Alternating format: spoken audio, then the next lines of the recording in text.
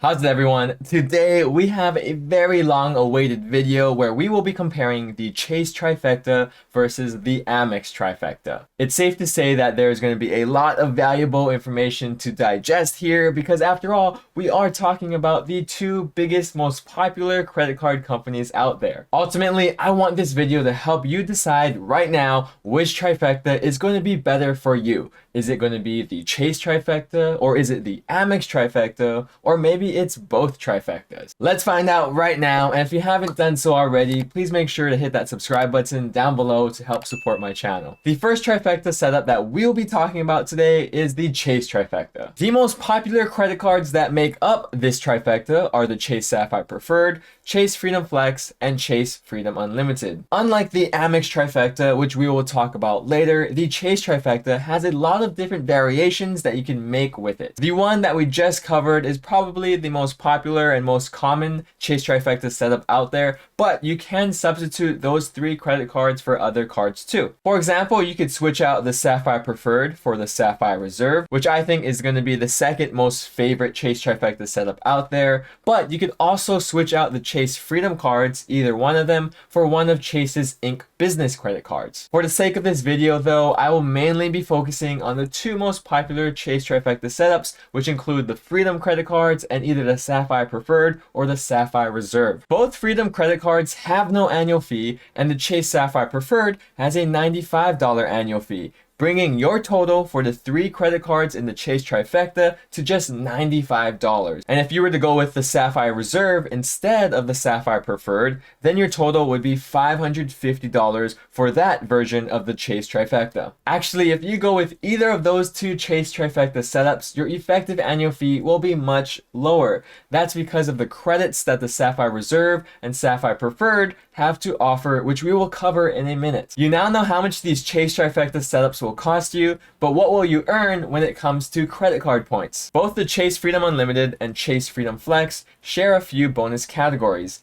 They will each give you 5% on travel booked through the Chase portal, 3% on dining, and 3% at drugstores. The real selling point of the Freedom Unlimited is that it gives you 1.5% on all other purchases, while the Freedom Flex only gives you 1%.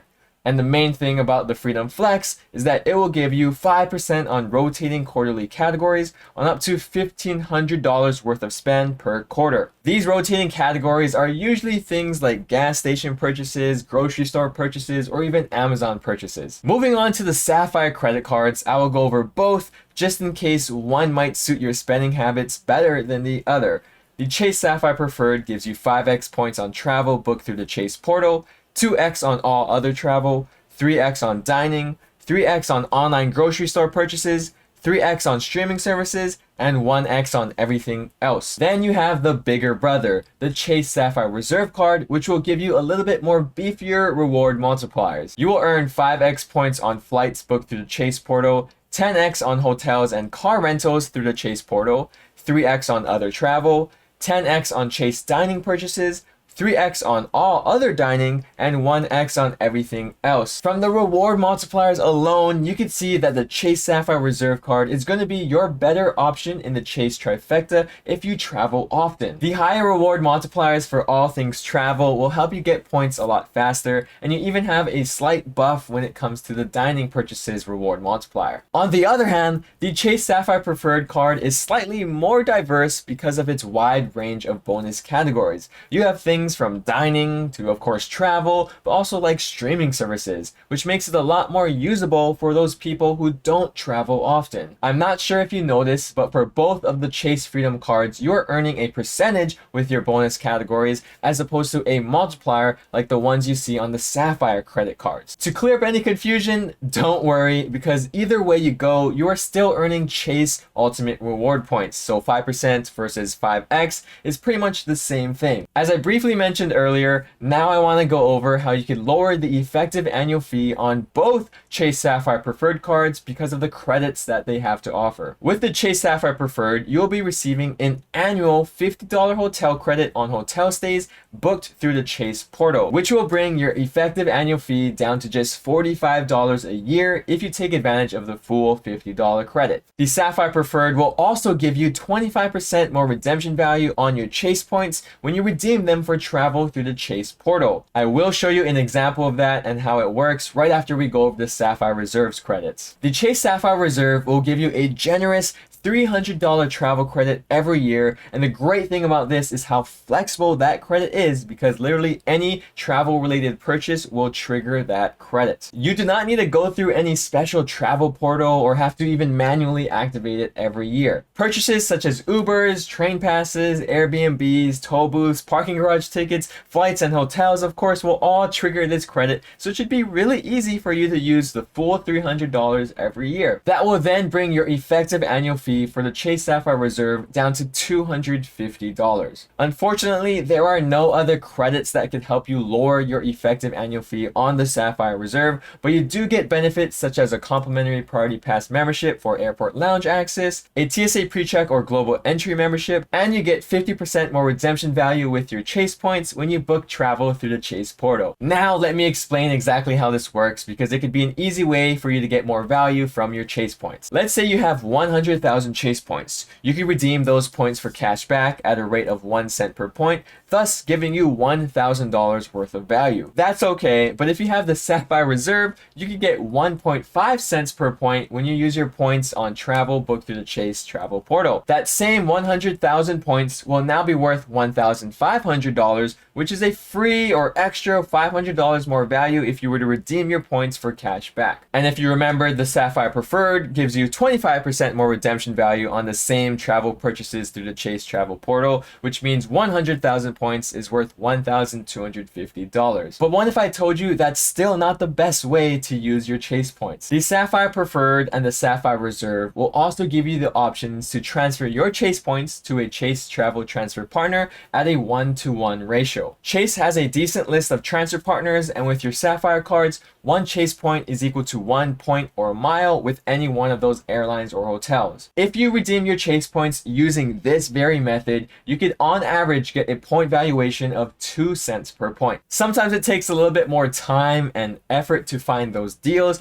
but it is 100% worth it, especially on those domestic flights on business or first class seats. I will make a separate and dedicated video showing you real life examples on how to do this, because it really is so useful and so helpful, and I want you guys to get the most out of your credit card points. If that sounds interesting to you, be sure to subscribe to find out when that video will come out. Okay, that's enough about Chase and the Chase Trifecta. Now let's talk about their main competitor, which is American Express and the Amex Trifecta. Unlike the Chase Trifecta, the Amex Trifecta really only has one variation. This trifecta consists of the Amex Platinum, the Amex Gold, and the Amex Blue Business Plus. The Amex Trifecta also happens to be more expensive than the Chase Trifecta. A lot more expensive. The Amex Platinum has a $695 annual fee, the Amex Gold costs $250, and the Amex Blue Business Plus has no annual fee for a grand total of $945 in annual fees. Although the Amex Trifecta costs significantly more than the Chase Trifecta, it does offer a lot more benefits and credits, which we will go over right after we talk about their reward multipliers. The Amex Platinum gives you 5x on flights booked directly with the airline or through Amex Travel, 5x points on hotel stays booked only through Amex Travel, and 1x on everything else. The Amex Gold has more daily usable bonus categories with 4x points on dining worldwide,